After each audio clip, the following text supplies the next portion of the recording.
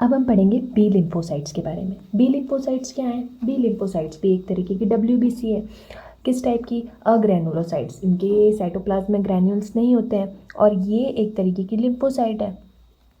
B lymphocytes humoral immunity, यानी जो immunity antibodies create करती है, प्रोड्यूस करती है, उस इम्यूनिटी को डेवलप करने में हेल्प करता है। फिर इसकी प्रोसेसिंग कहाँ होती है? इसकी प्रोसेसिंग लिवर में होती है, जब फीटल लाइफ के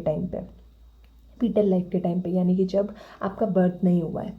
और आफ्टर बर्थ इसकी प्रोसेसिंग कहाँ होगी? बोन मैरो में। फिर ये स्टोर कहाँ होगा? ये lymph nodes, spleen, bone marrow और GI ट्रैक्ट में स्टोर हो जाएगा। अब देखते हैं कि बी सेल्स अगर हम चाहते हैं कि बी लिम्फोसाइट्स काम करें तो इन्हें एक्टिवेट करने की बहुत ज़रूरत होती है।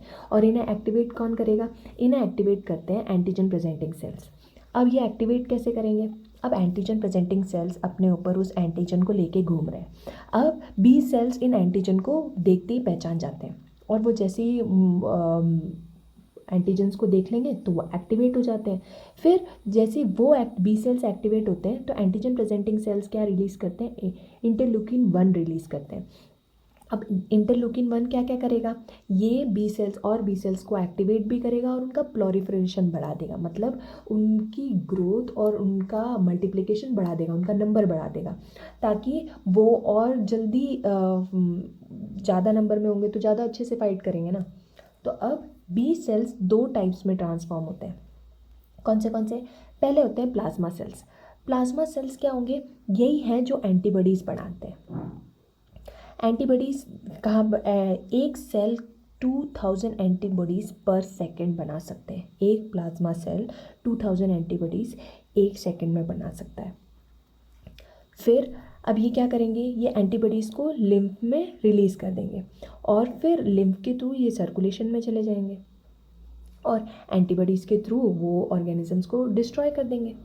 फिर दूसरे टाइप के बी सेल्स कौन से होते हैं? ये होते हैं मेमोरी बी सेल्स। अब ये जैसे मेमोरी टी सेल्स थे, वैसे ही मेमोरी बी सेल्स भी लिम्फॉइड टिश्यू के थ्रू पूरी बॉडी में घूमते रहते हैं।